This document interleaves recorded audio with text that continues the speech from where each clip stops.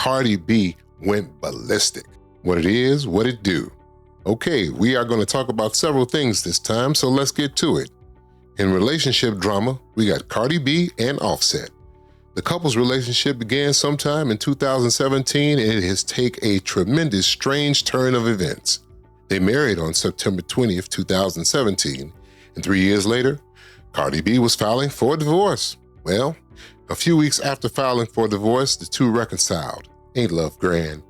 But Cardi B filed for divorce again in the summer of 2024, and just one day after filing for that divorce, Cardi B revealed that she was pregnant with the couple's third child.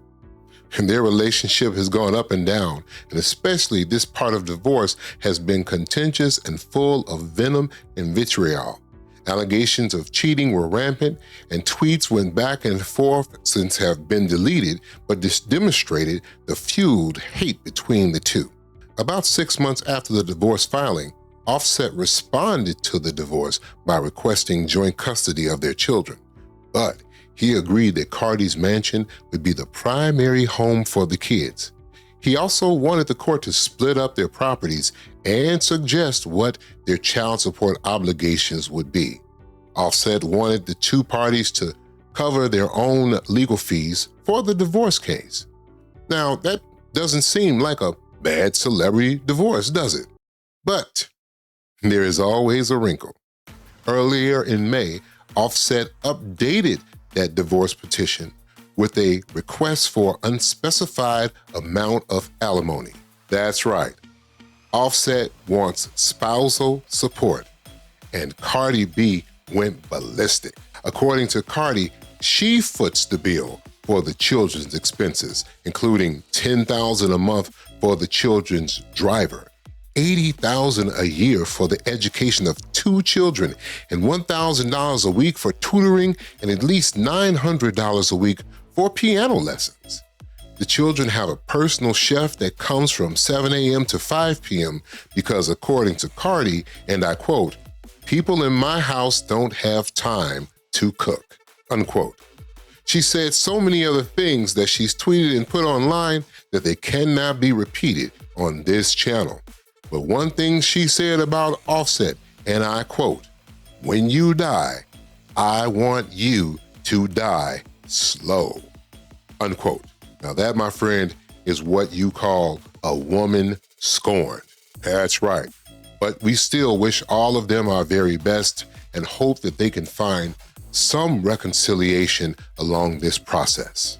Now, before we go to our final issue for this video, I need your help and opinion. Complex Magazine just came up with its list of the 10 best rappers of the 2000s. And seeing that we are, first of all, in the first quarter of the century, I don't know what took them so long. But anyway, according to Complex, these are the rappers who reigned from 2000 to 2009. And I want to see what you think and put your opinion in the comments. Number 10, Andre 3000. Number 9, Nas. Number 8, Jeezy. Number 7, Cameron. Number 6, T.I. Number 5, Kanye West. Number 4, 50 Cent. Number 3, Lil Wayne. Number 2, Eminem. And number 1, of course, Jay-Z. Now, on my list, I gotta honestly say they missed quite a few. But, here's the question that comes to mind first. I hear a lot of people put Andre 3000 on their list. But what happened to Big Boy? I mean, what, people thought he didn't know how to rap? Is that what happened? He is one half of the group that was just inducted into the Rock and Roll Hall of Fame. I'm just saying, Big Boy seems to be left out, and Andre always making a list.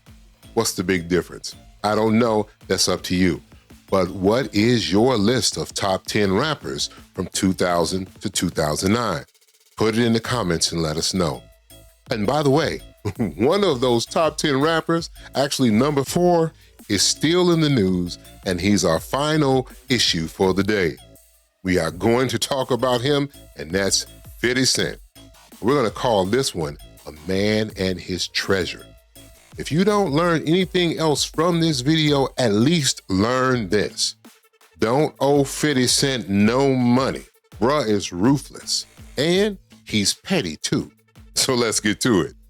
As many may know, in 2014, Fiddy invested and started Sire Spirits. It's a brand of champagne, wine, and other beverages.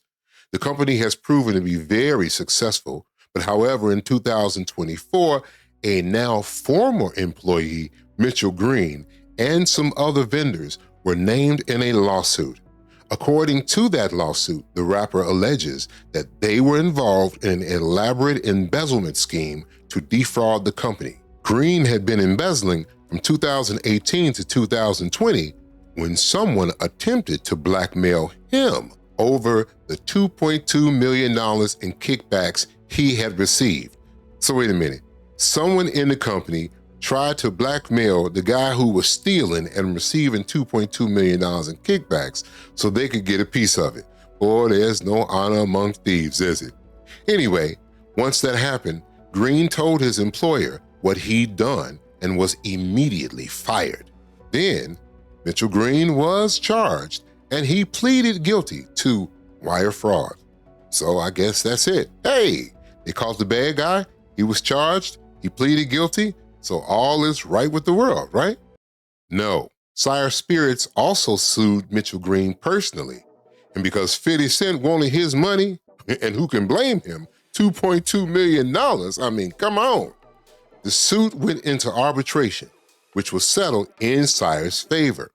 Now, with attorney's fees and legal costs rolled together, the final judgment totaled around $6.3 million. Oh my goodness. And so Fiddy was serious about his money and he wanted it. The problem is that Green does not and did not have $6.3 million. I mean, he had only made $2.2 million over the period between, several years. So Green decided to file for bankruptcy in order to get around that judgment. And Green included his home in the bankruptcy. But here comes another problem. They forgot they were dealing with 50 Cent, Mr. Petty, Mr. Vindictive, Mr. I'm gonna get you by any means necessary. After this happened, 50 Cent wrote in one post, and I quote, "At Beam Suntory is gonna pay for what they did, trust me. These big companies think they can get away with anything. It has cost me millions in legal fees. They are going to find out I'm not the one you want to play with," unquote. And bro was serious because he stayed on that case. And in the bankruptcy, it appears as if the only thing that Mitchell Green had that was of value was the house. The house was appraised at a value of $1 million, and Fiddy wanted it.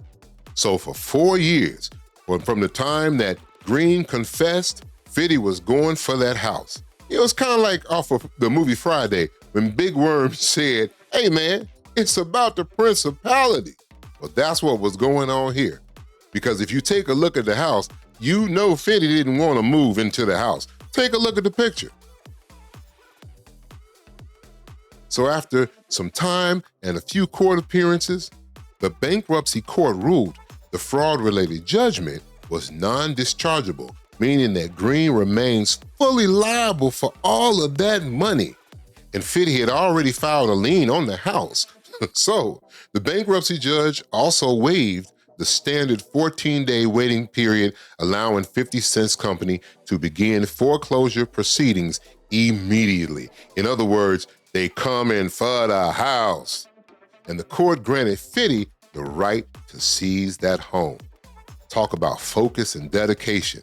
But this is the same guy, 50 Cent, that said he wasn't leaving any of his fortune to his oldest son, Marquise, but instead leaving it to his younger son, Sire. So if he can feel that way about his own son, you can imagine what Fiddy thinks about Mitchell Green and his family, or whether they even have a place to stay. In other words, he don't give a damn. Tell me what you think about this story. Should he put them out of their home, or should he let them stay? Put it in the comments. Of course, you know how I go. Subscribe, like, hit that notification bell so you can know when I drop the next update.